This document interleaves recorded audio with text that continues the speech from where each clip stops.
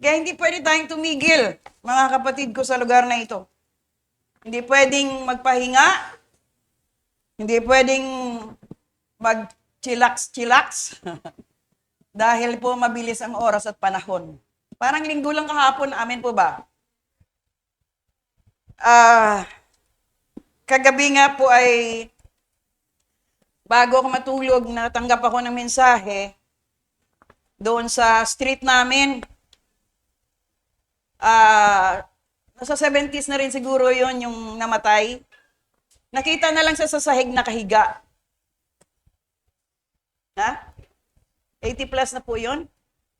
So, I don't think kung may kasama sa bahay dahil ang nagtumulong ang mga kapitbahay na lang.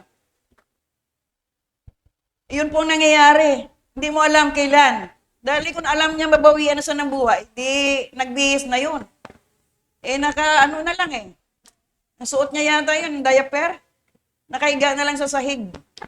Ang mga kapitbahay na po yung nagtulong-tulong para tumawag ng doktor, tumawag ng ng punerarya, tulong-tulong na. Mahirap po nag-iisa sa buhay. Kaya, sa sinasabi ko sa inyo ngayon, kailangan you need to reconcile yung restoration of your relationship to each other, lalo na sa mga pamilya. Amen. Hindi natin alam sitwasyon niya, but then, ang tanong, nag-iisa lang ba siya sa buhay? Bakit kapitbahay ang tumulong? Malaki ang bahay, kompleto, pero nag-iisa ka sa buhay. Iyon po ang isang katanungan na hanggang hindi tayo makapanumbalik sa Diyos, maranasan pa rin natin ang mga bagay na oppression, mga sinasabi, pagtitiis, mga bagay na yung mga bagay na hindi natin dapat maranasan. So, yun po mga kapatid. At isa pang patutuo po ay, isa sa mga pamangkin ko ngayon ay, hindi ko alam kung sa Riyadh siya, o sa Saudi. For so many long years, nasa edad ngayon siya, 50 plus na rin. Wala po siya uwi-uwi. Trabaho siya ng trabaho para sa kanyang nag-iisang anak. Hindi na niya naalala ang kanyang mga mahal din sa buhay dahil she needs to work for her family. OFW siya. So hanggang ngayon, nalaman na lang namin na nakaratay siya ngayon because nagkatubig na yung kanyang utak, brain tumor. Ano magagawa ni Pastora? Kasi nag-message ka agad sa akin. Nung malakas pa yon at malakas pa sila, hindi po ako nagkulang abutin sila at bahagian ang salita ng Diyos. Kaya sabi ko, Panginoon, ano man ang pagkukulang ko, pagkakamali, na hindi ko sila naalagaan ng lubos para sa ebanghelyo mo, humingi ako ng tawad, Panginoon. Mahirap po sa ibang bansa ka nag-iisa. Nag-iisa din po siya, nasa ospital hanggang ngayon. Kasi hindi rin siya maoperahan ang kanyang ulo dahil mayroong problema din na namamaga sa isang part. So may sitwasyon na kailangan na siya surgery, but then we cannot do anything. So ang balita ko pa yata, nagpa-convert na Muslim. Yun mga kapatid. So may mga suffering din tayo dahil may mga mahal tayo sa buhay, kamag-anak, nakaratay sa sakit karamdaman, na wala din tayo magagawa. Ngayon, mga kapatid sa lugar na ito, brother and sisters, habang kayo nakarinig pa, may pandinig pa, may nag-iimbita pa, may nagtsatsaga pa, balik-balikan kayo, akayin, dalhin sa katotohanan, huwag kayong umayaw humindi. You need to sacrifice your time, effort, dahil po napahalagang bagay na ito pag inaabot kayo ng Diyos. Bakit po? Ito pang eternal life na po ito. Panghabang buhay na po ito ang ginagawa natin na kung hindi mo naunawaan ang ebanghelyo at ang salita ng Diyos, ang kaluluwa mo ay mapapahamak at habang buhay ka na parusahan, sa lugar kung saan may dagat-dagat ng apoy. But praise be to God sa inyong mga buhay. Bagamat ang marami hindi pa rin naintindihan ng kalagahan ng buhay spiritual, through the grace of God, patuloy pa tayo na natili ngayon. Buhay pa tayo. May pantinig. May kaunawaan. Mayroon nagtsatsaga. Balik-balikan tayo. Paabutan ng ebanghelyo. Yayain. Yakagin. Para sa pagdating ng araw, oras, panahon, makapiling natin ang Diyos na makapangyariang Diyos. Nagbigay buhay para sa atin, para sa lahat. Yun po ang binagbulay-bulay ko lagi sa Panginoon. Even narinig ko yung sabi ko, Lord, kanina, marami pa akong hindi naabot sa street namin. Dahil noon pa man, naabot ko sila. Pero pag alam nila, lalapit ka na, sisiradong pinto. Iiwas. Nakita niyo po? Hindi ka nakilala. Yun po ang masakit eh. Dahil wala ka naman hingin sa kanila, magbibigay ka pa nga. Naintindihan niyo po ba? I remembered our neighbor before na sila po may kakayanan sa amin. Bago tayo sa topic, just because I want you to hear this. Hanggang lumapit na rin siya na wala na akong malalapitan ng iba. Kayo lang po naisip ko. Wala naman income si Pastora. Pero hindi kami nagkatubili magbigay. Kasi ang anak niya may tumor din sa utak. Sige, magpa-check up daw siya. So, nagambag-ambag ang mga bata para lang kasi neighbor, kilala nila, kaagad nagbigay, malaking kantidad, malaking halaga din po yun. Wala nakakaalam sa mga neighbors namin, pero lumapit siya sa amin. Pero wala na sila ngayon doon sa street namin. Binenta na rin yung ari-arian dahil bumagsak na rin sila talaga. Dito lang. Pumasok na rin lahat na sakits. Kasi sinabi ko lumapit tayo sa Diyos. Sumama ka sa amin. Mag-Bible study tayo sa inyo, one-on-one. Anong sagot niya? Ang asawa ko Katoliko talaga kami.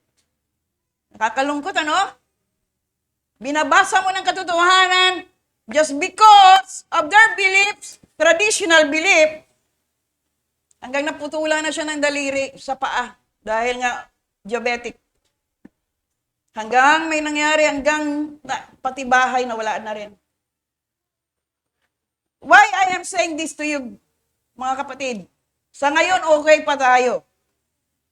We hear the word at mayroon tayong kaunawaan na habang may oras pa, tiyakin natin na binigyan natin pahalagang patungkol sa Diyos. Kagaya nga sabi, bakit nakatopic natin? Kasi yung patutuungan ni brother, na noon naranasan niya ng iba-ibang bagay bago siya nakabalik muli sa Diyos. Natandaan niya pa na doon kami dati sa taihan ng aso, sa black na yon. Graba lang yun, walang bubong. Natandaan niya pa, doon kami nagsimula. So, how God is faithful God to His people. Kaya yun din ngayon pinapaabot ko sa mga young people, sa mga manggagawa dito sa Ubasan. Sa may part na paano kayo lumaki sa lugar na ito, hindi pa huli ang lahat na manumbalik tayo sa Diyos. Yes, of course, yung katwiran mo, busy kasi ako. May ginagawa ako. Mayroon ako inaayos. Kasi, wala tayong ikasi sa harapan ng pag-uukom. Pagharap nyo na sa Ama sa langit, pagdating ng araw at panahon na tayo sa Last Judgment Day, wala ka ng kasi-kasi. Dahil ang hatol sa oras na yon ay maranasan ng marami na hindi umunawa, nakinig, at nagbigay pahalaga sa Diyos na nagbigay buhay.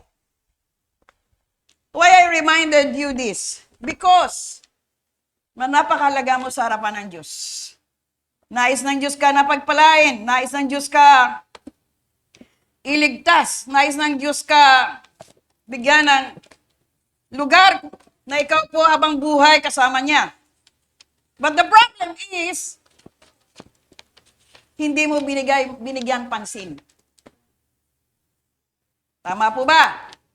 Kasi pastora, inutusan ako ni ganiri, ni ganito, ni ganun.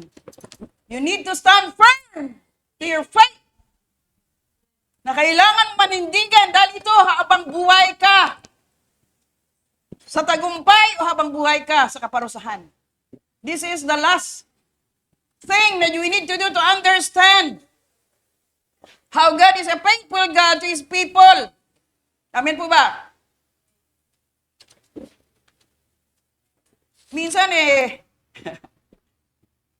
sabi ko nga sa isang kapatid kung hindi lang Diyos ang pinaglingkuran ko, matagal na rin akong tumakbo o nagpahinga. Hindi ko naman pwede mga tuwiran sa harapan ng Diyos.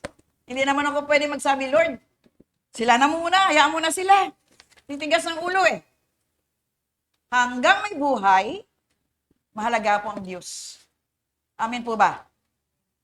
So I am praising the Lord, our God, because some of you here, lalo na dito sa right, dito sa kanan, welcome na welcome pong Bible study sa kanilang mga tahanan. Salamat sa buhay ni Adelina, Sir Baby, the rest of the people there na ngayon nagtatawag na sila na kami muna magpa-schedule. Bukas, pwede kayo sa bahay, pwede kayo sa next. Sila na po yun. Although iba-ibang church sila nagmula, ngayon naghanap na rin sila ng oras na sila po dalawin at makarinig ng ebanghelyo. Do you hear me? Sinasabi ko ito sa inyo, bakit? Dahil nais na ipahayag, ipaabot ng Diyos sa inyo, habang may panahon pa, habang may oras pa, habang mayroon pang pandinig. Kayo po ba'y nag-mature na? Ito po yung tanong. Kayo po ba'y na? May natutunan na sa inyong buhay mula na kilala nyo na ang Diyos.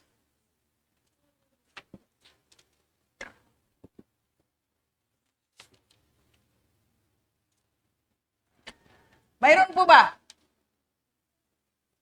Kung may natutunan tayo, mayroon na po tayong bunga. Ano po ang bunga? Hindi lamang the fruit of the Spirit. Lumago tayo na mahalaga ang ating kapwa. Lumago tayo na inabot natin ang ating kapwa. Nagkaroon tayo ng oras at panahon abutin ang ating mga mahal sa buhay, kakilala, kaibigan. Are you there? Yun po yun, mga kapatid. Huwag tayong Sunday goer lang. Sabi nga sa Hebrew, 10:25, ano po yun? Sige nga, Luis, Balik tayo dyan kasi marami pong itong pinagsasabi ni Pastora para maunawaan yung sinasabi na biblical po ito. Marami tayong question marami tayong katwiran. Ano po again? Huwag nating pabayaan ang mga pagtitipon natin gaya ng nakaugalian ng mga ilan. Sa halip, palakasin natin ang loob ng bawat isa, lalo na ngayon, nalalapit na ang huling araw. Nasabi na yun ng past teaching. We need to fellowship with other believers. Hindi lamang sa araw ng linggo. Dahil kailangan bilang isang miyembro sa church na ito, kaya ka narito, kaya ka dinala ng Diyos dito, tinatawag nitong lokal. Wala pa tayong maraming outreaches Ito pa lang. Kasi wala pa may nag-move out. Wala pa may nag-reach out. Hindi naman si Pastora lipad ng lipad para din magkaroon pa. Kasi dito pa lang kailangan muna lumago, mag-mature ang bawat isa. Dapat po, lahat po tayo may pakikiisa o paglahok. Sinabi dyan. So ano po ba dapat? Bakit kailangan pong pagtitipon? Para lumago ka. Para lumago ka. Para tumaas ang antas ng spiritual na buhay mo. Dahil kung linggo lang, tagapakinig ka lang, kulang na kulang yan. Sumasangayon ba kayo sa sinabi ko? You need to have that spiritual growth because the Lord our God wants to use His people for His glory. So kung hindi tayo magkaroon ng oras panahon, kaya nga si Kuya, nagpresenta na. Friday, 6, dito na siya.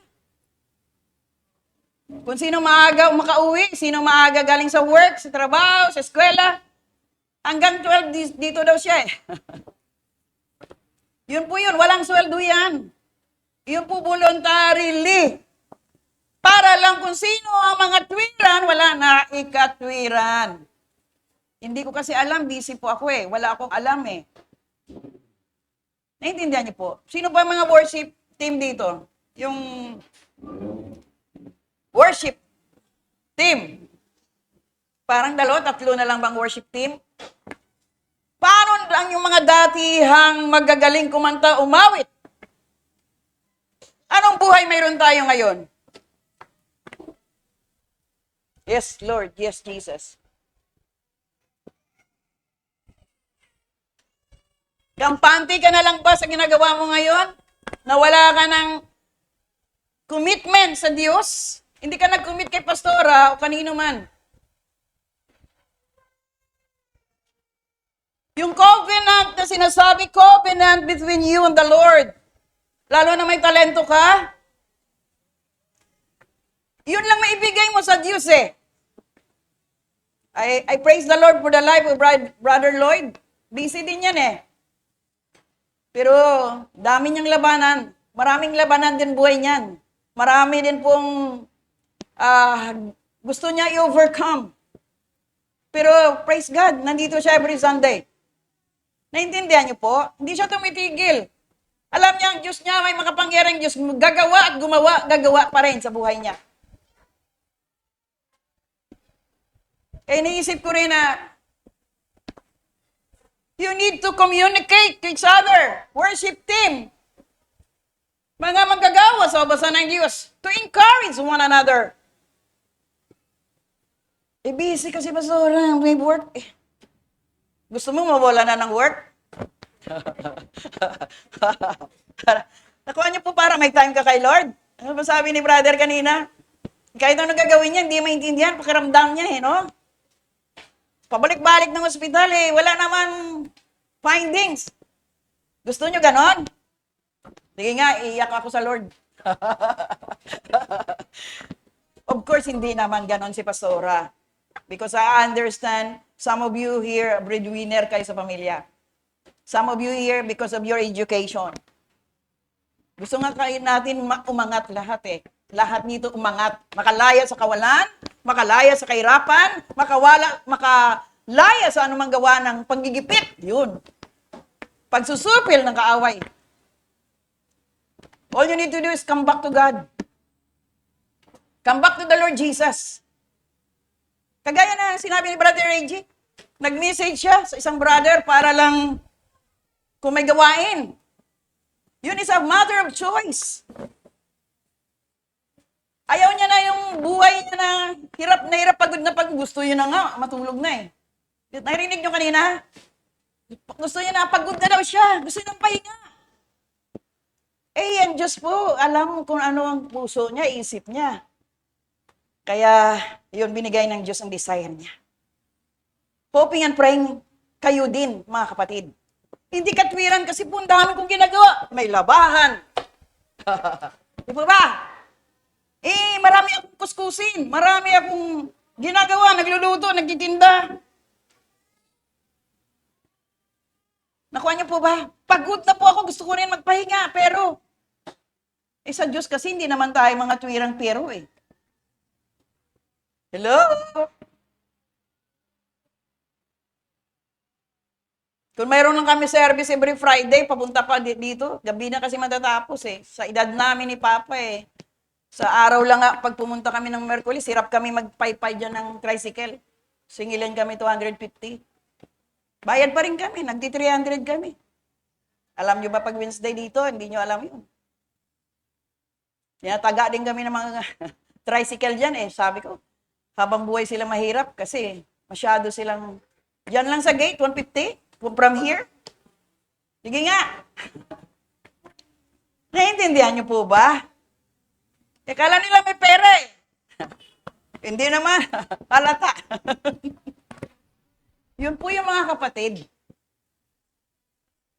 Kung pwede lang, sige, pag ito na pinaprubahan ng Diyos, paayos ko na itong kwartong to, dito na ako magstay lagi.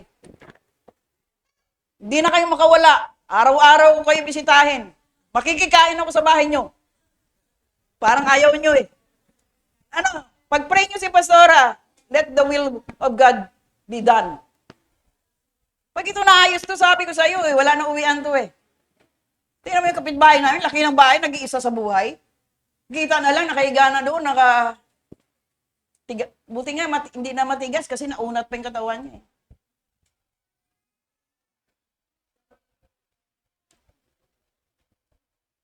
Yun po ang buhay ng tao. No matter how rich you are. Sabi ko nga sa inyo, kami po, tagapagmana sana ng isang mayaman sa Amerika, na taga-Olonga po siya. Dahil galit siya sa lahat ng pamilya niya, ang mga ampon niya, iniwanan din siya, ang naging kaibigan niya si Pastora at si Sir. Sabi niya sa akin, papagawa ko kayo trustee. Yung lahat ng bank account ko, iwanan ko sa inyo. Pero hindi kami ganun. Nung namatay siya, nakita na lang, nang dumalaw kami sa apartment niya. Kasi senior siya, nasa 80 plus. Naggulat yung kanyang mga ampon, nang namatay siya, naglitawan. Mayaman eh. Andun na lahat. Tinawagan ka agad kami kasi yung papel, yung trustee nakalagay, Rafael Lecaro. Paano daw nakilala namin yung mami nila? Naintindihan niyo po ba, church? Kung kami ganid sa pera, greed. O di pinaglaban namin yung may papel eh. Pero hindi. Wala, ang pera niya, may bank account siya ng dollars, mayroon din sa Pilipinas, may mga ari-arian siya, pero hindi kami nagbigay ng interest. Isip. Wala eh, walang kwenta. Kaya sinasabi ko to sa inyo, ngayon na marami sa atin nakafocus pa tayo sa mga bagay,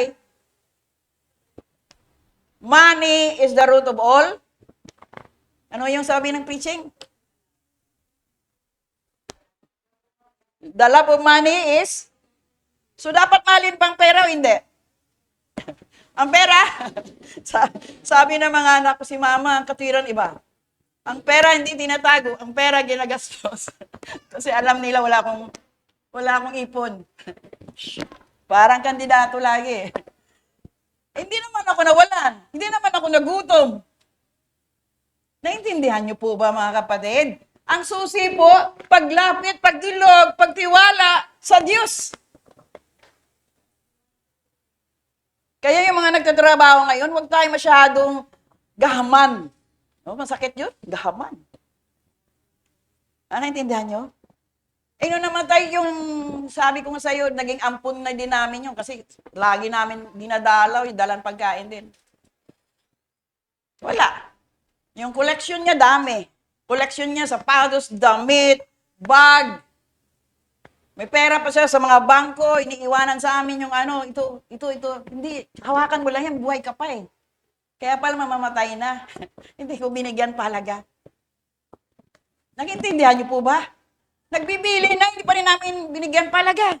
O nagkaroon kami na isip na, oo, utangan natin to 20,000.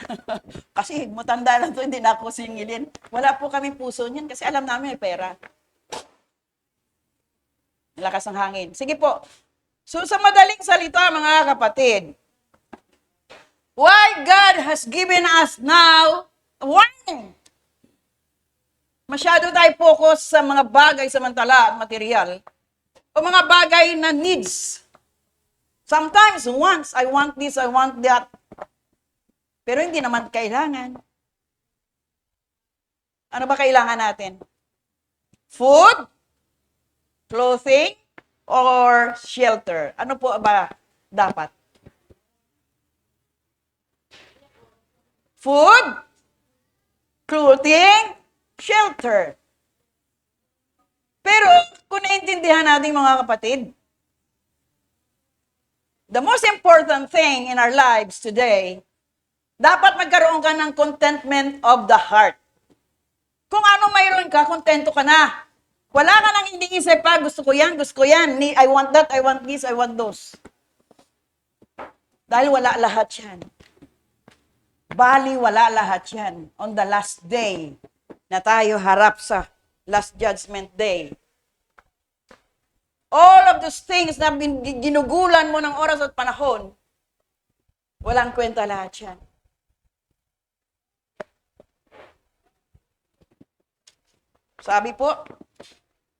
Sabi kanina, kailangan natin po ang pagtitipon. Di po ba?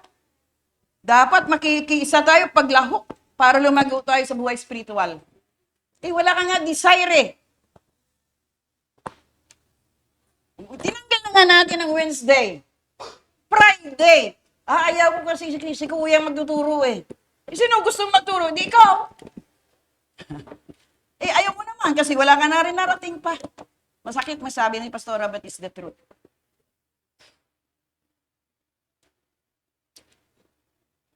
Salamat nga ngayon, na-restore ng Lord yan, na-revive yan eh. Tulad din yan ni Brother AJ dati, may madaling araw na yung uwi.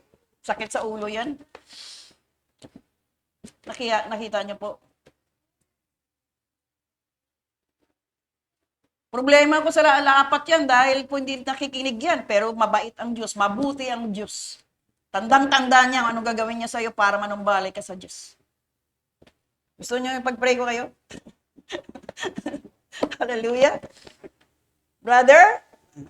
Tingnan ko si Brother dyan. Brother Angel, okay ka na? Tingnan yung guwapo ni Brother Angel Bert ngayon. Palakpakan natin ang Diyos. Naintindihan niyo po. Pure heart lang, clean heart. Release forgiveness. Huwag natin pagbulay-bulayin yung ginawa ng kaaway sa ating puso't kaisipan. Dahil once magkaroon tayo ng focus sa mga ginawa ng kaaway sa ating buhay, wala tayo paglago. Kaya tama yung ginagawa nyo. Pag may pagtitipon, magkaroon kayong oras at panahon para mayroon kayong itatanong sa mga nagtuturo at turuan mo rin yung mga nagturo kung mali. Huwag tayo pumili dahil ang Diyos pumili sa kanila eh. Ako ayaw ko rin eh. Ang Diyos na nagsabi, lumakad ka, humakbang ka. Tumayo ka.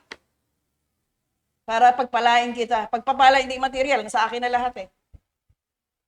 Lakas, sigla, buhay, tagumpay, kapayapaan, kaayusang kasaganaan. Yun na lang eh. Pasalamatan natin sa Diyos. Hindi rin namin narating yan, kundi kami sumunod sa Diyos. Hindi rin namin naranasan ng karangyaang buhay, kundi kami sumunod sa makapangyarihang Diyos. Psalm 23, the Lord is my shepherd, I shall not want. Amen po ba? Kaya nga nakita mo si Pastora, wala. Gusto nyo lagi eh. Bigyan nyo pamasahe, araw-araw. 300. Sino gusto mag-pledge? Naintindihan niyo po ba? Yun pong intindihin din natin. Sometimes, kaya hindi ko rin ang mga youth dito eh. May study sila. They need also to overcome fatigue. May mga thesis po, mga graduating po, naglalagare po yan. Masakit ng ulo, sige pa rin, hindi pwedeng umabsent dahil ibagsak ni ma'am at ni sir. Nakita niyo po, yung mga estudyante? Sino po estudyante dyan? Sige, taas niyo nga kamay. Estudyante, bakit tayo magtaas? Mahihain kayo? Gusto niyo pa, sabihin ko na itaas kamay mo, princess? Ha? Ayaw daw eh. So, nakikita niyo po ba? Naintindihan kayo ni Pastora na kayo po student. Malapit na gumraduate. Malapit na magkaroon ng certificate. Dahil nag-focus ka sa iyong pag-aaral. But all those things that we are doing in this time, see to it na ito po to give honor and glory to the Lord our God. Amen po ba? Nag-graduate ka ngayon. Nag-soma or kuma cum laude. Magna or kuma ka. Soma. Naintindihan nyo? As long hindi ka nawala sa Diyos. Hindi ka nahila ng bagay na naabot ng profesyon mo. Ikaw pa rin ang pinakamatalinong tao sa buong mundo. Why? Nakita nyo nangyari sa Senado, sa Kongreso ngayon ng mga naging bobo na lahat, halos eh. Nakita na pinapaikot-ikot lang sila ng kanilang pagtitipon, nilalaro. Wala pa rin naabot. Why? Yun po ang kamangmangan. Dahil wala po talagang marunong maliban hawak ng Diyos at magbigay ang Diyos na desisyon. Saan ngayon si, Hindi lang si Guaping eh. Sino yung preacher? Ayun. Wag kayo magbangbang. Kasi ang kanyang pangalan, PACQ eh. Kaya mahirap eh. So, hindi natin pinagbigasin kasi ang sama ng ng Pastor, Apulo, Carayon, Kibuloy. So, pag diniretso mo letter yun, pangit pakinggan eh. So, marami siyang dinideklara noon, pero tingnan mo, because of lying, because of deception, because of claiming He is the Son of God. He is the owner of the universe. Inangkin niya na lahat. To God be the glory dapat. Glory be to God. So, may hangganan lahat ng pagpakunwari. Are you there? So, sabi po dito, kaya ka nagtitipon tayo o nagsama-sama ka sa mga totoong Kristiyano para hindi ka mapag-iwanan. Hello? Ba't siya malayo na narating niya? Ba't ikaw hanggang ngayon, butas na butas pa rin ang upuan sa'yo? Ano mayroon dyan? Tingnan mo upuan mo kung nabutas na yan. Mayroon talaga, di po ba? Bakit hindi ka nagpa-participate pagdating sa Diyos na gawain? Restore, be revived. Tama na yung pride. Swallow your pride pagdating sa Diyos. Yung iba sa inyo, pag inimbitahan pa, may gawain tayo, sama ka. Natutulog ako eh. Napuyat ako kagabi. Anong pinagpuyatan mo? Saan ka napuyat? Sabi ng Facebook nyo. Paulit-ulit oh. Nakuha nyo po. Tawa kayo, totoo yan. Hala, tingnan kung may nag-like. Tingnan mo siya ang pinakamagandang picture doon. Ng crop naman. Tama po ba? Si Pastor, alam na alam, siguro ganon din siya. Ako naman sa pagkain kasi, ano kaya lutuin ko sa linggo? Nakuha nyo, ano kaya masarap na papakain? Yan. To be honest with you. At saka, naantabayanan ko yung, ano mangyari kaya bukas? Ano pong nangyari ngayon sa Hezbollah? Oh, nanalo bang Israel ngayon? Hindi. Yun, pinaka-leader po ng Hezbollah. Dedok na. O, alam nyo ba yun? So, ano mangyayari ngayon? Ano mangyayari next? Sabi nga kaakan, itong October, mayroong malalaking bagay mangyari. Pag-pray tayo, mag-pray lang, pray lang. God will spare us from this wrath. Anong gagawin ng mundo sa mga nangyayari ngayong kapanahon na ito? Saan lubog ngayon? Sa Florida. Yun po doon nag-aabang si Pastora sa mga signs and wonder. Boom. Amen? Oo. May bagyong darating, ito na, maging super typhoon daw. Sabi alas 8, purihin ng Diyos. Alas 8, wala naman pa ulan. Naintindihan niyo po, nagabagong sitwasyon. Kaya huwag niyo baliwalain ang mga pagtitipong tulad nito. Dito ka lalago. Dito ka magkaroon ng totoong ugnayan sa bawat isa. Paglabas mo sa pintuan, may ngiti ka na. Kasi naging totoo ka sa bawat isa. Pangit kasi yung papasok ka, walang ngiti. Paglabas mo, wala ka pa rin ngiti. Eh, wala. Naiintindihan niyo po ba? Ano, sir?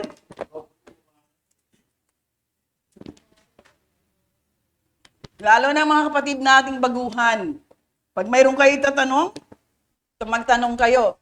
At kayo naman matatanda, tumanda na, maging influencer kayo sa mga bago para sila ma-encourage. Yun po ang fellowship sa bawat isa na hindi tayo nagtatangi ng tao. Mayroon man siya o wala, maganda man siya o pangit, wala namang pangit, nilalang ang Diyos. Naintindihan niyo po? Dahil sa iyo, gumanda siya. Dahil sa iyo, nagkaroon siya ng encouragement. Dahil sa iyo, nagkaroon siya ng pag-asa. Nakita ka, umangat ka, nagkaroon ka, naging liwanag ka, naging asinadilaw ka. Amen po ba? Kaya tama na yung self-centeredness. Tama na yung self-glory. Kasi, wala nang kasi. Sumunod na tayo sa kalooban ng Diyos. Even the Bible is declaring, huwag kaligtaan ang mga pagtitipon. Tama na yung pagkakitaan. Tama na yung kumita. Isang beses lang sa isang linggo, mayroon kang oras sa panahon, join together. I'm encouraging all the worship. Encourage those people na minsan nakasama nyo. At dapat mayroon kayong fellowshipping ng mga young people youth. Punta kayo sa bahay na pwedeng magtipon kayo. Bonding! Encourage them!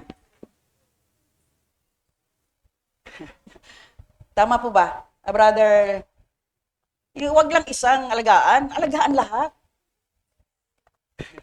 Naintindihan mo ba, Brother Lloyd? Yung nakita mo yung isa lang, doon ka nakapokus na siya na pinakamaganda sa buhay mo. Walang kukontra, totoong maganda. Marunong pumili. Naintindihan niyo po ba? Buti na lang, nadala namin dito yan. Kung hindi kayo nagkakilala. Palakpakan natin ang Diyos. Hallelujah! Glory be to God. Amen? Yun po. Kayo sa kakapunta nyo dito, mayroon kang makita. Alagaan ko na ito sa panalangin. Naintindihan niyo po ba? Bakit kinikilig si Sister Jamil? Naintindihan niyo po? Pag may nakita ka na ng prospect dyan, gusto ko siya makasama habang buhay. Lord, lagi mo banggitin pangalan niya sa harapan ng Diyos. Hindi si Lloyd, Lord. So, nakita niyo po ba mga kapatid? Malay pag sa church, dito doon makita yung bigay ng Diyos na maging perfectong ganap ang buhay niya, pagsasama niya, walang naluha. No more tears, no more pain. Kasi Kristiyano na Aman po ba? Mga nanay, encourage your children to pray na makakita sila ng totoong tao. Totoong partner. Amen po ba? Yun lang po. Hindi na kahit sino na lang. Sige na anak, sige sino na lang, tanda mo na Inutusan mo yung anak, kahit sino na lang. Pero kawawa nanay to. Naintindihan niyo? Yun po yun mga kapatid. Ang mga matatanda sa church, kailangan po i-influence nyo, put in an action to reach those people na bago. Amen. Kaya ang fellowship po, provide us with encouragement, ano pa? And love. Nakasimangot ka na naman. Paano sila lalapit sa iyo? Intindihan niyo po ba? Sige, pasok kayo sa pinto. Sabi ni Pastor Rob. Wala na pa pasok dyan. Kasi pangit yung naharapan nilang pastora Intindihan niyo? Kailangan po tayo po maghikayat sa kanila sa pamagitan ng ating mga buhay. May ngiti, may pag-ibig, damang-dama ng kapwa natin yung pag-ibig na totoo ka sa harapan ng Diyos. Amen! Yun po number 1, fellowship to provide us with encouragement and love. Pangalawa, ito po sa Hebrews 10:25 itong ibig sabihin allow us to learn from spiritually mature Christian. Sige nga, Gawa 18:26.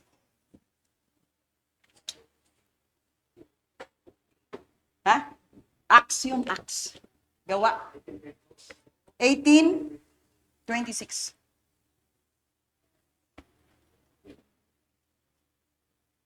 Hindi siya natatakot magsalita sa sambahan ng mga Hudyo. Nang marinig ni na Priscilla at Aquila ang kanyang itinuturo, inimbitahan nila iya sa kanilang bahay at ipinaliwanag nila ng mabuti sa kanya ang pamaraan ng Diyos. So ito ngayon yung sa aklat ng Gawa, ito ngayon ang ginagawa ng mga kapatid natin na nagmimiti na mag-reach out. So kung ano man narinig, kasi kung dito nagpipreach, hindi pwede mag-answer, magsabi, magtanong, kasi may panahon pa para tayo dyan kung mayroon tayong mga question. So you need to invite them or you need to ask those people who are mature in Christ para lalo tayong lumalim, makaunawa. Hindi na natin isara ang libro sa kanila na hindi natin sila kabati, hindi natin sila kausap, hindi natin sila pinagkatiwalaan. Bakit sila pinagkatiwalaan ng Diyos? Sino ka na mag-ayaw? Kung ang Diyos naman nag-ahon sa kanila sa kadiliman. Naintindihan niyo po mga kapatid? Kaya po ang pagtitipon ay we need to learn from those people who are mature. Pag hindi pa rin, i-text nyo, tanong nyo si Pastora. Batahin nyo pa si Pastora. Pastora, pwede tayo usap? Pwede kami dumalaw dyan? Yes. Naintindihan niyo po ba? Yun po mga kapatid. At kung tayo may pagtitipon at nagkausap-usap tungkol sa salita ng Diyos, dito nyo nalaman, makatulong sa atin yung pag-fellowship, pagtitipon, helps us to discern false teaching. Alam natin kung false prophet, mali-mali yung tinuturo niya, dahil kung yung buhay niya taliwas naman sa sinasabi niya, magtanong ka na. Naintindihan niyo po? Ang pagbabalik ng Panginoon, ito ng final, pinali, na ikaw handa ka na haharap sa hukom, the judgment day. So ang tanong ko, handa ka na ba? Are you prepared?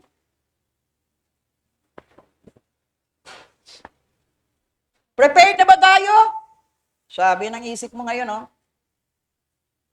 Hindi pa pasura eh. Dami pa akong ginagawang mali. Then, humingi ka ng tulong sa Diyos na itama ang lakad mo. Dahil ang makakatulong din sa atin ng Diyos, ang Espiritu ng Diyos, to learn from the Spirit of God, the teaching.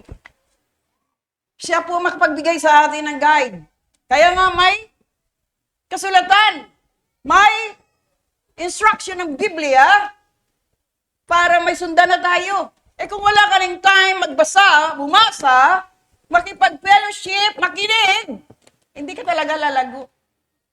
Habang buhay ka, tatanda ka na lang, wala ka narating. Kasi wala kang desire to seek God personally in your life. Ang sakit naman ni Pastora magsabi, the truth hurts, pero it will set you free kung makinig ka. Amen po ba? Dapat nga si Sister Baby, nagbigay ng testimony dito yan eh. Paano ang Diyos gumalaw sa kanyang buhay. Di po ba, Sister? So, minsan agagahan mo para makatestimony ka, masabi mo sa kanila na totoo pala na yung oras ng kamatayan mo na yun, binuhay ka ng Diyos dahil mayroon ka pananalig sa Diyos na gusto mo pa mabuhay. The living example how God performed His goodness and kindness and love. Kaya nabuhay siya. Amen po ba? Yun lang yun mga kapatid. Kaya, so palagi natin pagkikiisa sa mga nagmamature na sa Lord, ma-discern mo na kung ano o sinong kaharap mo. Kung ano pag-ugali, ma-discern mo na kung control pa siya ng darkness, ma-discern mo na kung siya yung naayos na gawa na ng Diyos. Yun lang yun. Ang final na nais ng Diyos sa buhay ng bawat isa ay prepared tayo sa pagbabalik ng Panginoon. Amen? O, balik tayo sa Hebrew chapter 10, verse 1.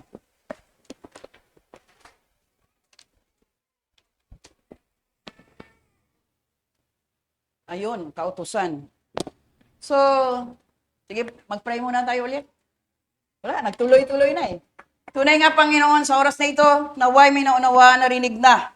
Ang bawat isa naririto, Diyos na paalala, encouragement, na ang bawat isa, Panginoon, makaunawa, makaintindi, na pinapahayag mo, pinapaabot mo sa oras na ito.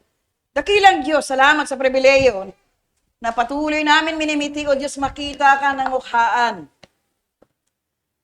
Hoping and praying, Lord, na ma-encounter namin personally sa dakdang araw, oras, panahon, na nakita mo ang bawat isa totoo sa paanan mo, Panginoon, at nakaharap ka na.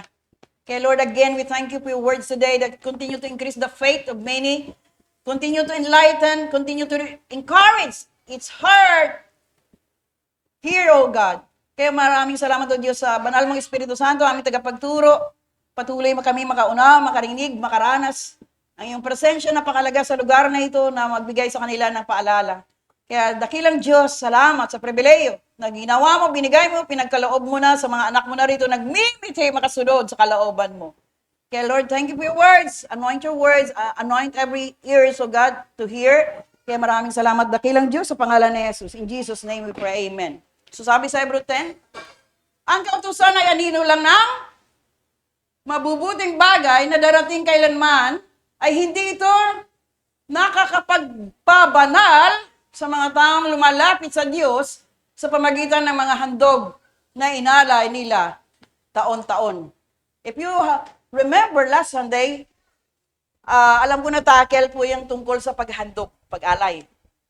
Just because, yun po ang sinasabi na noon, ang hinahandog para sa kasalanan ay hayop, bato-bato, o yung may sungay, mga matapatabain. Pag sila naghandog na, taon-taon na naman sila lalapit para maghandog, para patawarin sila ng kasalanan. Sige, tuloy po natin. Akala nila yun na, pero we are thankful in this time because we hear the word from Jesus. Dahil kung napatawad na sila sa pamagitan ng mga handog, hindi na sana sila uusigin ng kanilang budhi at hindi na nila kailangan maghandog pa. Ito po yung buhay ng Israelita o Israelites during that time in the Old Testament. Kaya kung hindi nyo pa naunawaan, ito po yung buhay noon. Taon-taon maghandog para mapatawad ka ng kasalanan mo. Pero nagkakasala pa rin kasi may handog eh. So, tuloy, sige lang. Ngunit ang paghahandog na ginagawa nila taon-taon ay siya pang nagpapaalala sa mga kasalanan nila. Ito po yun. Di po ba? Kasi naghahandog sila dahil sa kasalanan. Tuloy po, Kuya Luis. Dahil hindi makapag-alis ng kasalanan ang dugo ng mga turo at kambing na hinahandog nila. Kaya nga, nang dumating si Jesus, sino dumating? Dito sa mundo, sinabi niya sa kanyang ama, hindi mo nagustuhan ang mga handog at kaloob ng mga tao, kaya binigyan mo ako ng katawan na ihahandog ko. Biro niyo po, si Jesus mismo, the Son of God, hindi mo nagustuhan. Alam ng Diyos na hindi nagustuhan ng Ama ang paghahandog ng kaloob ng mga tao. Dahil ito hayop eh. Ikaw ba maghandog ka sa Diyos ng mga hayop? Minsan pilay pa. Minsan payat pa. Naintindihan niyo po. Ito, nagustuhan ng mga handog at kaloob ng mga tao, kaya binigyan mo ako ng katawan na inandog ko. So si Jesus nakalaan talaga to offer His life as a living sacrifice. Sige, tuloy. Para makita nila na hindi ka nasiyahan sa mga handog na sinusunog at mga handog sa paglilinis. Sino nagsabi nito? Si Jesus mismo, di ba? Kaya sinabi ko sa iyo, narito ako para tuparin. Sino nagsabi nito? Tuparin ang kalooban mo, o Diyos, ayon sa nasusulat sa kasulatan tungkol sa akin. Biro mo, noon pa lang simula pa, alam na ni Jesus na siya pong hinanda, nagbinigyan ng katawan to offer His life as a living sacrifice sa Ama para tuparin ang kalooban mo. So, naintindihan agad ni Jesus to let the will be done. Kailangan si Jesus mismo ang nagbigay handog para sa atin lahat. Nangyari po ba? Sige, tuloy. Una, sinabi ni Kristo na hindi nagustuhan ng Diyos ang mga handog at kaloob. At hindi siya nasiyahan sa mga handog na sinunog at mga handog sa paglilinis kahit na ipinapatupad ito ng kautusan. May batas kasi noon eh. Batas ng tao, kautusan sa Israel.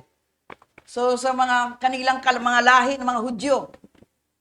Pero hindi nagustuhan ng Ama, right? So tuloy natin.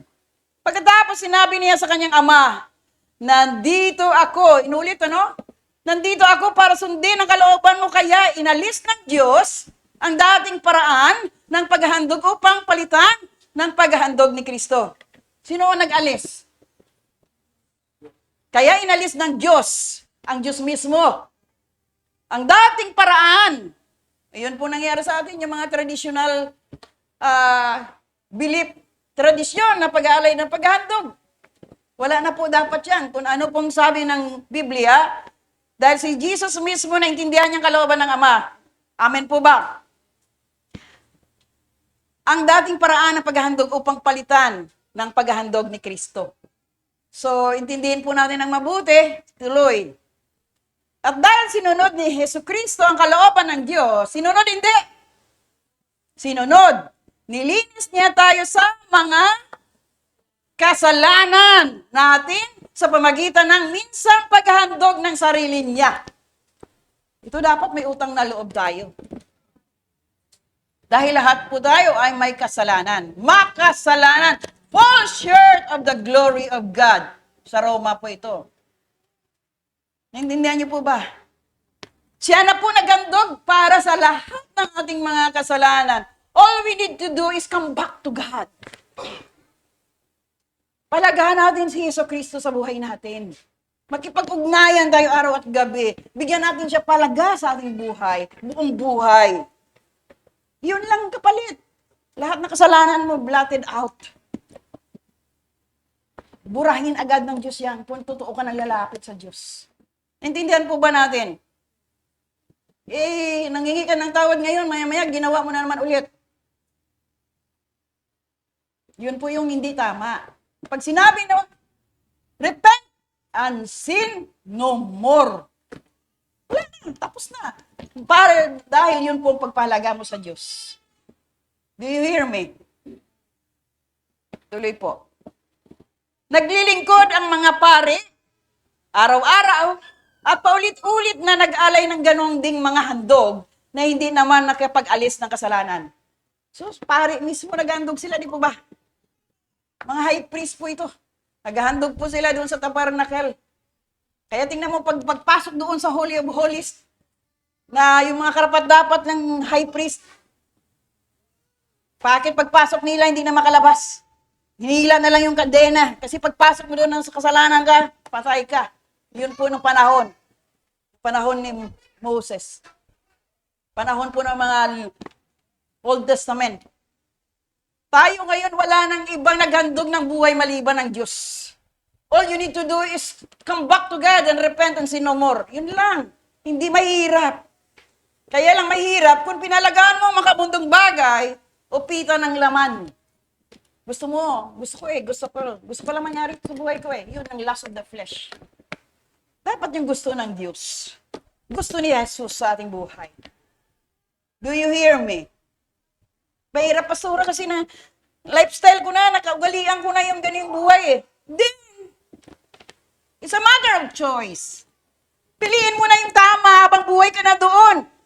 Gusto mo pa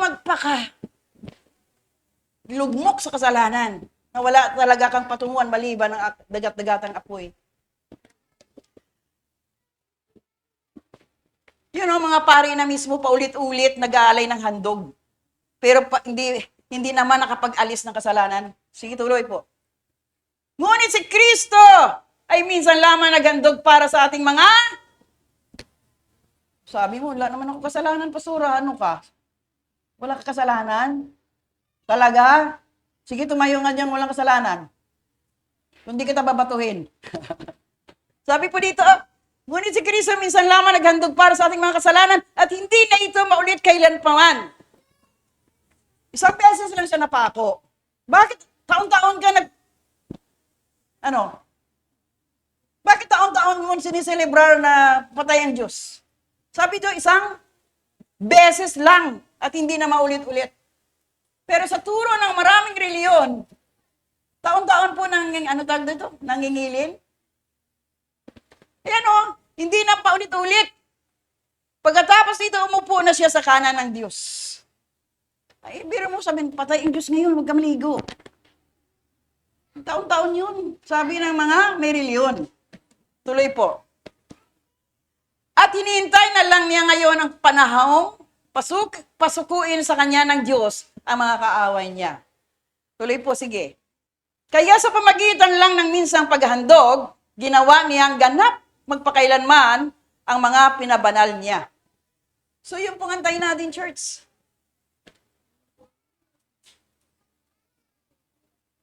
Ayaw nyo ba ng holy life? Sino gusto dito maging banal? Ayaw mo pagkabanal, bakit? Ayaw mo pumasok sa langit? Pastor, ano bang banal? Ano bang maging banal? Ingatan mo yung tinitingnan, pananaw, paningin, kaisipan, pandinig, lakad, hakbang. Ilang beses ito na sinasabi, gusto mo maging banal? Basa ka ng Bible lagi at ipamuhay. Huwag ka na magbasa ng pornographic. Huwag ka na manonood na malalaswa. Huwag ka nang magsalita ng pagmumura. Huwag ka na mag-isip masama. Huwag ka na maggawa ng hindi mabuti. Yun ang kamanalan. Hirap yata yung pastora. Di, mahirap talaga pumasok sa langit. Pero kung gusto mo pumasok sa langit, piliin mong buhay ganyan. Samahan ka ng Diyos habang buhay, habang panahon. Are you there? Sige, tuloy po, Kuya Luis. Sa Hebrew tayo dinala Ang banal na espiritu mismo ang nagpapatutuo tungkol dito sapagkat sinabi niya, ganito ang bagong kasunduan na gagawin ko sa kanila sa darating na panahon. Sabi ng Panginoon, ilalagay ko ang aking mga utos sa puso nila at itatanim ko ang mga ito sa kanilang isipan. Ang espiritu ng Diyos. Kaya kung totoo ka na sa Diyos, matured ka na, lagi ang isip mo, Lord, huwag mo hayaan ako magkasala. Huwag mo hayaan, Lord, mapaling ang aking puso sa mga walang kabuluhang bagay, mga bagay masamantala at material. Lord, yun ang prayer mo na. Kasi ang mundo, mapanlin lang. Nakuha niyo po ba? Hallelujah. Yan ganito ang bagong kasunduan gagawin ko sa kanila sa darating na panahon. Nasa puso mo na ba si Jesus? Nasa puso mo na ba o kaisipan ng salita ng Diyos? Nilalakaran mo na ba ito? Yun po. Ibig sabihin, pag-aari ka na ng Diyos. Tuloy po, sige po. Dagdag pa niya, tuluyan ko nang lilimutin ang mga kasalanan at kasamaan nila. Sino nagsabi dito? Ang Diyos mismo. Pag ikaw totoo kang lumapit sa Diyos, sumunod sa Diyos, the sincerity of your heart coming to the Lord your God, buburahin lahat yan. Dagdag pa niya, tuluyan ko nang lilimutin ang mga kasalanan at kasamaan nila. For example, si Pastora manginginim din noon, nagsisigarilyo din, naghihit-hit din, kung ano-ano. May kalukuwat din. Bakit nakalimutan lahat ng Diyos yan? Dahil sumunod, hiningi ng tawad, lumakad ayon sa kalooban ng Diyos. Hindi na binalikan ang mga lumang katauhan. The old has gone, the new has come. I am a new creation. Yun po yung dapat tayo. Hindi maya-maya, okay ka ngayon, nagsimba ka. Pagdating na naman ng hapon, iba na naman kulay ka. Makulay ang buhay mo. Naunawaan niyo po ba mga kapatid? Lilimutin ng Diyos ang mga kasalanan at kasamaan mo. Totoo ka lang sa Diyos, ang Diyos po, tutulong sa iyo para ka magbago. At tuloy po, sige. At dahil napatawad na ang mga kasalanan natin, sino na pinatawad ng Diyos? natin, no? At dahil napatawad na ang mga kasalanan natin, hindi na natin kailangan pang maghandog para sa ating mga kasalanan. Lumakad ka lang matuwid. Be righteous, be holy, be perfect. Ba, hirap yata yan. Sabi ng Word of God po yan. Magpakabanal po tayo dahil walang hindi banal na makapasok sa langit. Ingatan mo yung pandinig, paningin, pananaw, kaisipan, buhay. Tuloy po. Kaya nga mga kapatid, malaya na tayong makakapasok sa pinagkabanal na lugar dahil sa dugo ni Jesus. Bayad ka na. Binayaran ka na ng Diyos, ni Jesus Christ, sa cross para makapasok sa langit. All you need to do is to follow and obey dahil may instruction ng Diyos through His Word. Hindi ko alam ang instruction ng Diyos eh. Kaya nga, magbasa ka ng Biblia. Sumama ka sa mga pagtitipon para maunawaan mo anong gagawin mo, anong dapat gawin mo. Hindi nagmarunong ka pa, nangatwiran ka pa, wala ka pang oras at panahon, at gusto mo lang. So wala ka talaga langit yan. Kaparusahan talaga ang mararating mo. Sige po, tuloy, Kuya Luis. Sa pamagitan ng paghahandog ng kanyang katawan, binuksan niya para sa atin ang bagong daan. Sino po ito? Si Jesus. Patungo sa pinakabanal na lugar na nasa kabila ng tabing, at ang daang ito ay magdadala sa atin sa buhay na walang hanggan. Yung tabernacle ni Jesus, yung relationship mo sa Lord, yung ugnayan mo sa Diyos, makalapit ka na malayang-malaya pag hindi ka na nabubuhay sa kasalanan. Amen po ba? Tuloy, sige po. At dahil mayroon tayong dakilang punong pari, sino po ito? Na namahala sa pamilya ng Diyos, lumapit tayo sa Kanya ng may tapat na puso at matatag na pananampalataya. Sino ito? Lalapit tayo kanino? The high priest, si Jesus Christ. Dahil nilinis na ng dugo ni Jesus ang mga puso natin mula sa maruming pag-iisip, yun, yung sinasabi ko, kabanalan, sa isi-isip din minsan eh. At nahugasan na ang mga katawan natin ng malinis na tubig, the Word of God. Tuloy po, sige. Magpakatatag tayo sa pag-asa. At natin at huwag tayong mag-alinlangan dahil tapat ang Diyos na nangako sa atin. So the most important thing, the promise of God. Anong pangako ng Diyos? May pag-asa po tayo. Huwag kang mag-alinlangan. Sometimes, mayroon ka pang pagdududa or doubts, distrust, disbelief sa ating Diyos. Totoo kayong gagawin nito ng Diyos sa buhay ko? Ang sabi mo, pasaganain ka ng Diyos. Sa isip mo, makaahon ka sa kahirapan? Of course. May pangako ang Diyos. I will never leave you nor forsake you. I will never depart from you. 2 Chronicles 7:14, if my people will humble themselves and pray and ask forgiveness, I will heal their land. Ano bang i-heal ng Lord? Yung kawalan, kahirapan mo, sakit karamdaman, mga bagay, naging alipin ka na hindi mula sa Diyos. If my people will humble themselves. Nagpakumbaba ka sa Diyos, humingi ka ng tulong, humibigay ka ng kahabagan ng Diyos, ibibigay ng Diyos sa iyo yan kung totoo kang lumalapit sa Diyos. Magpakatatag tayo sa pag-asa natin na huwag tayong magpaalinlangan dahil tapat ang Diyos na nangako sa atin. So, yung the blessed hope na sinasabi. Nagtiwala ka sa Diyos. Wala ka ng doubts, wala ka ng distrust, wala ka ng disbelief. Totoo ka na naniwala ka sa Kanya. Ibibigay ng Diyos sa iyo yan. Amen? Sige po. At sikapin nating may kayat. Yung sinabi ko kanina. Encourage one another. May kayat ang isa't isa sa pagmamahalan at sa paggawa ng kabutihan. So kasama pa rin ang pagmamahalan. Huwag lang isa mahalin. Lahat. Do you hear me? Mamili ka lang na si sister lang gusto ko ayaw ko sa iba. Di pwede yun. Ayan o. At sikapin nating may kayat ang isa't isa. Isa't isa, marami po yan. Sa pamagmahalan at sa paggawa ng kabutihan. To encourage other people, to love one another, to love those people that God has given you. Pag sinabi, binigay ng Diyos sa'yo, alagaan mo to, i-ministry mo to, minister mo yan. Kahit isa lang, wala pa nga eh. May nalagaan na ba tayo? Kahit anak natin, hindi natin hinayaan na makabalik sa Diyos eh. Hindi natin nalagaan eh. Paano mo siya mahikayat kung ikaw mismo lagi galit? Paglapit pa lang ng anak mo, Mami, ano? Wala eh. Hindi mo siya mahikayat sa mabuting pag-uugali. Kasi naglalambing na lang yung anak eh. Daddy?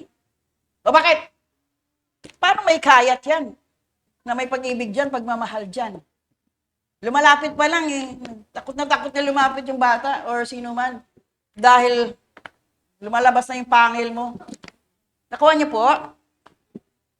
O yan, sikapin nating mahikayat ang isa't isa sa pagmamahalan at sa paggawa ng kabutihan. Huwag tayong mamili ng gusto lang natin. Yung gusto ng Diyos yung sundin natin. Sige po, tuloy. Ayan, 25 oh. Yun na yun. Huwag nating pabayaan ang mga pagtitipo natin, gaya ng nakaugalian ng ilan. Sa halip, palakasin natin ang loob. Yun, encourage these people. Palakasin ang loob ng bawat isa, lalo na ngayon, nalalapit ng huling araw. Yun ang ginagawa ng mga kapatid natin. Nagmimiti na ma-reach out ang marami pang pamilya. Ikaw may na-reach out ka na ba? Mayroon? Sino? Kailan? Kailan ka pa mag-reach out? Tapos harap ka ngayon sa Diyos. Ano ginawa mo nang sa lupa ka? May naabot ka na ba kahit isang kaluluwa lang? Lord. Yung maganda yung harap ka sa Diyos. Well done, my faithful servant. Yun dapat na marinig natin. Hindi na mahiya ka harap sa Diyos. May nagawa ka, may ginawa ka para sa kabutihan sa marami pang buhay. Amen. Tuloy. Sapagkat kung sasadyain pa nating magpatuloy sa paggawa ng kasalanan, yun. Pagkatapos nating malaman ang katotohanan, ito wala nang kapatawaran ha. Church, ulitin natin. Sapagkat kung sasadyain pa nating magpatuloy sa paggawa ng kasalanan, are you there? Pagkatapos nating malaman ang katotohanan, wala nang handog na maialay para sa mapatawad ang mga kasalanan natin. Nakita na natin, alay na ng Jesus ang kanyang buhay. Amen po ba? Tapos binaliwala pa rin natin. Alam natin ang katotohanan. Wala pa rin tayong ginawa na magbalik loob sa Diyos. Wala na po mapatawad ang mga kasalanan natin. Ayan o, 26. Hebrew 10:26. Kung patuloy ka pa rin gumagawa ng kasalanan, wala nang kapatawaran nito. Wala ka nang makukuhang habag mula sa Diyos. Naintindihan niyo ba, church? Tuloy po, sige. Tanging ang nakakatakot na paghukom at nagliliyab na apoy ang naghihintay sa mga taong kumakalaban sa Diyos. Sino bang kalaban ng Diyos? Yung nanatili pa rin sa kasalanan. Yung nabubuhay pa rin sa kasalanan. Kaya apoy, nagliliyab na apoy ang naghihintay sa mga taong kumakalaban sa Diyos. Yun ang sinasabi ng Biblia, hindi po sinasabi ni Pastora. Ito po hindi kwentong barbero, nakatala, nakasulat, paalala. Kaya encouraging you, church, kailan lumago tayo spiritual. Sige po, tuloy. Ipinapapatay noon ng walang awa ang lumalabag sa kautusan ni Moises. Kapag nagpatunayan ng 2 o 3 saksi ang paglabag niya. During the time, in their times in the Old Testament, ganun po, pinapapatay. Ngayon, may grace pang Diyos, may biyaya pang Diyos, may grasya pang Diyos. Kaya mayroon pa pag-asa, dahil sa pag-ibig ng Diyos, mayroon pa tayong natatanggap na habag. Pero kung hindi ka pa babalik loob sa Diyos, sabi, may lumaglagablab na apoy. Kapag napatunayan ng 2 o 3 saksi ang paglabag niya, tuloy po, sige, malapit na tayo matapos. Gaano pa kaya kabigat ang parusang tanggapin ng taong lumalapastangan sa anak ng Diyos? At nagpawalang halaga sa dugo na nagpatibay sa kasunduan ng Diyos at naglinis sa mga kasalanan niya. Talagang mas mabigat ang parusa sa mga taong ito na humahamak sa maawaing banal na espiritu. Very clear ang tinuturo natin dito, walang wall, walang pretension. Kasi wag mo ituro yan, baka hindi na sila bumalik, matatakot sila. No, you need to hear the truth to set you free. At mamili ka ngayon ng lakad mo. Mamili ka na ng katuwiran ng Diyos o katuwiran mo. Do you hear? Do you read? Kasi Jesus lamang ang makatulong sa atin magbago. Kaya nga siya nga nagpresenta sa Ama. Ay, dito ako. Ako na. Ako na lang makasalanan. Para sa kanila dahil sa pag-ibig ng Diyos. Amen po, amen po ba, church? Sige, tuloy.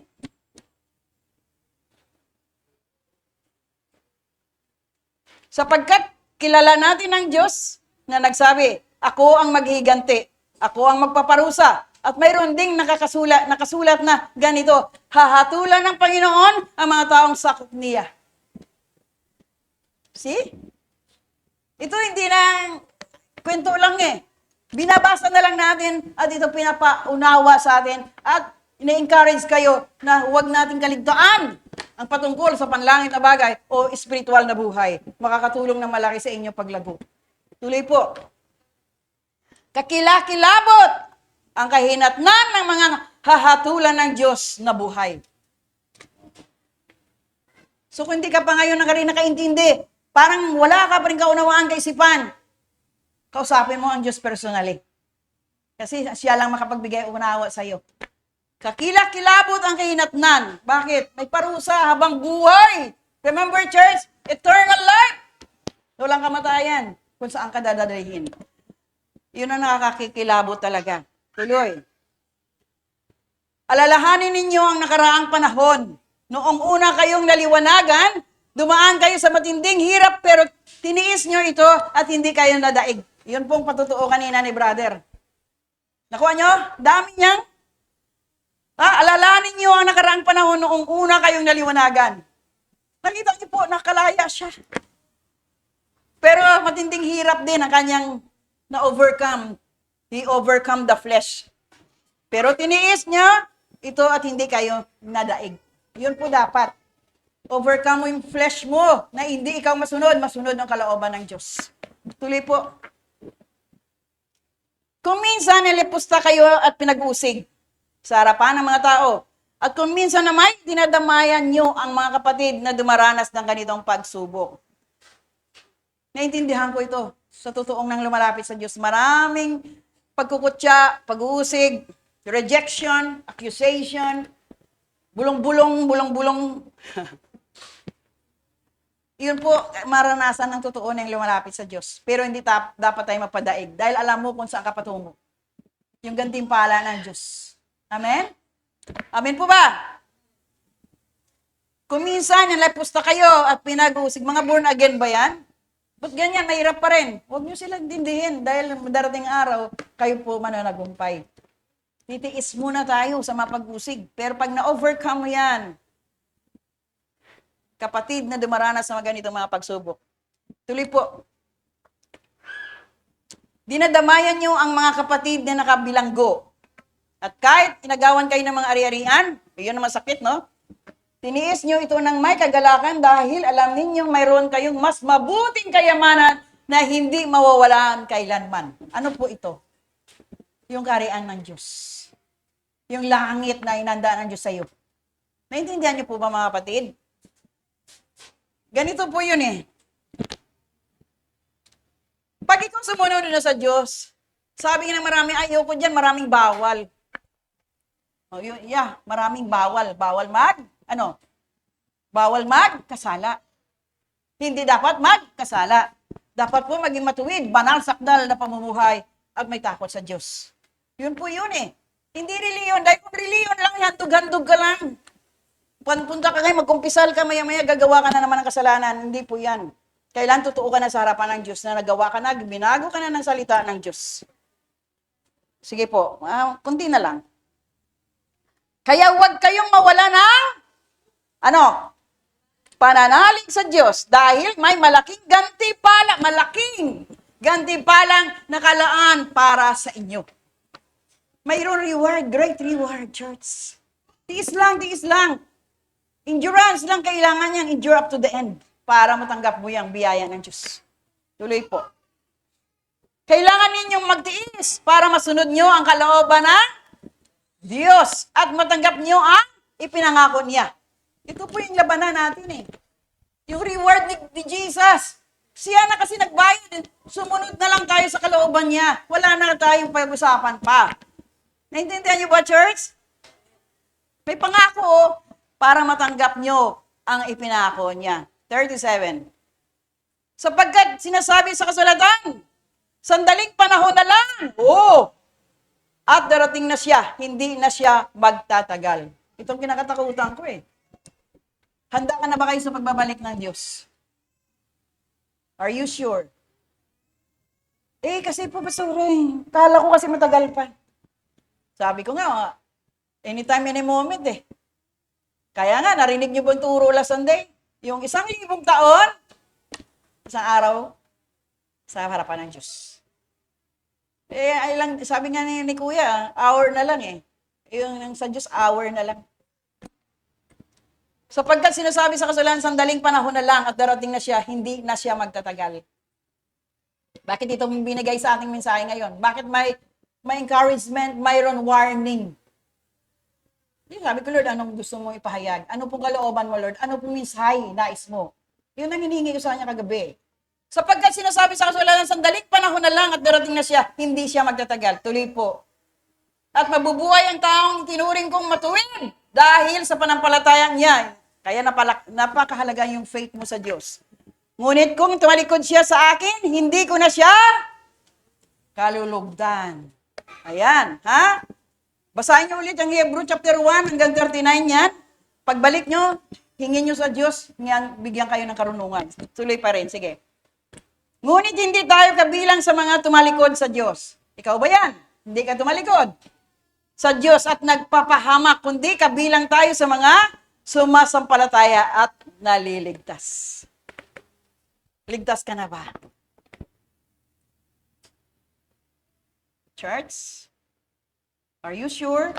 Kaya kung mali ang gawa mo ngayon, mayroon ka pang dapat aayos mo na yan habang may oras at panahon pa. Who am I to judge you? Hindi ako narito to i-condemn ang bawat isa, i-judge. Depende yan sa desire ng puso mo. Kung totoo kang sincere ka, lumalapit sa Diyos, humingi ka ng tulong sa Diyos, ibibigay ng Diyos sa iyo yan. Amen po ba? Mayroon pa ba, Luis? Mayroon pa? Wala na. Naintindihan niyo po ba ang turo ngayon? Hindi na natin lubos pa yung habain ito. Paalaala ng Diyos to encourage His people to come back to Him. Walk in His righteousness. Kaya may kasulatan. Napapagod na ba kayo? Napapagod na ba? Paano pinagpagalan nyo? Ano ba ginawa nyo? Napagod ka? Yung paglalaba, paglilinis, pagluluto, pagtatrabaho, kapagod talaga yan. Pero magpahinga ka minsan sa presensya ng Diyos. Bigyan ka ng kapahingahan. Time of refreshing when you know the Lord your God in your heart, in your lives. Yun lang yung sekreto. Kulang na kulang ng araw, oras. Biro mo, linggo, bukas Lunes na naman. Sino ba ba? Yung may mga nagtatrabaho dito. Nga, antabayanan na 15 na dapat eh. Di ba? Ganon tayong mga nag-work. 15 na o katapusan na para mayroong ano? Bakit? Kailan yung sahod? Bakit? Bakit kailan yung sahod, mga nanay? Sasahod sa kay tatay. Dali, bigay mo na. Maraming bayaran, no? Tama po ba? Kaya, pasalamat kayo sa buhay ni Sir. BFF kami. Pag alam ko mayroon siya, mamamili tayo ng ulam natin sa linggo. Naintindihan. Yun po yun, mga kapatid. Diyan palang masaya na kami. Wala nang iba. Sabi ng mga bata, hindi kayo lalabas, mama. Bakit? Magkakapi kayo doon. May kapi na eh. Okay na yun. Di ba maliit na bagay, parang kompleto ka na. Sana po ganun tayo. Huwag tayo mag-focus sa mga bagay samantala. Mga bagay walang kabuluhan. Mga bagay material, may hangganan. Mag-focus tayo sa turo ng Diyos na siya muna. Unahin natin siya. Palagaan natin siya. Dahil si Kristo mismo nagsabi, ako na ang makasalanan. Ako na nag-ako ng kasalanan natin. Ang tanong ko ngayon, how's your relationship with the Lord Jesus in your life today? Kailan mo huling kinausap si Jesus Christ sa buhay mo? Kailan? Kailan huling usap mo sa Kanya? Hindi ko siya nakausap, Pastora. Pagod na pagod ako eh. Mapagod ka talaga pag sarili mo lang inintindi mo. Kasapin mo si Jesus, bigyan kanya ng time of refreshing. Kung naintindihan yung turo ngayon, magalak kayo. May pag-asa.